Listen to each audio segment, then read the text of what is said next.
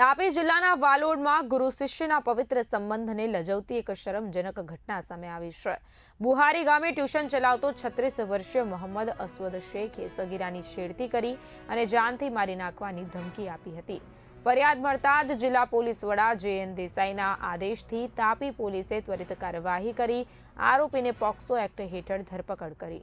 પોલીસે આરોપીને જાહેરમાં વરઘોડા કાઢી શાન ઠેકાણે લાવી જેથી સમાજમાં કડક સંદેશો જાય। આ કાર્યવાહી દરમિયાન જનતાએ પુષ્પવર્ષા કરી અને પોલીસ જિંદાબાદના નારા લગાવ્યા હતા।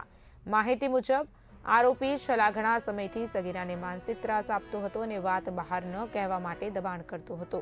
ફરિયાદ બાદ ગણતરીના કલાકોમાં જ પોલીસે તેને દબોચી લીધો। આ ઘટનાથી છેડતી કરનારા લંપટ તત્વોમાં ભારે ફફડાટ વ્યાપી ગયું છે।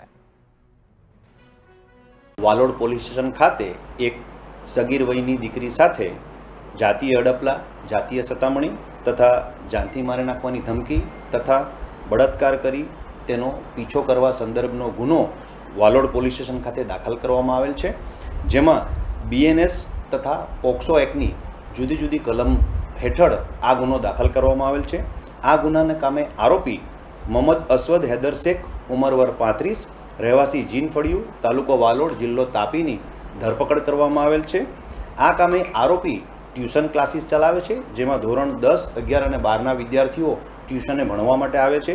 આરોપી સને 2021થી વાલોડના બુહારી ખાતે ટ્યુશન ક્લાસીસ ચલાવે છે। આરોપીની અટક કરી પોલીસ ઇન્સ્પેક્ટર MM ગિલાતરનાઓ તપાસ કરી રહેલ છે। આ કામે ધોરણસરની તપાસ ચાલુ છે। આરોપીનો કોઈ ગુનાહિત ઇતિહાસ? આ કામે અત્યાર સુધીની તપાસ દરમિયાન આરોપી વિરુદ્ધમાં કોઈ FIR દાખલ થયેલ હોય એવું રેકર્ડ પર પ્રસ્થાપિત થયેલ નથી। કઈ રીતે હેરાનગતિ કરતો હતો દીકરીઓ સાથે? આ કામે આરોપી ટ્યુશન ક્લાસીસ દરમિયાન જાતીય અડપલા કરતો હતો, એ રીતે દીકરીઓને હેરાન કરેલ હોય એવું તપાસ દરમિયાન ફલિત થયેલ છે।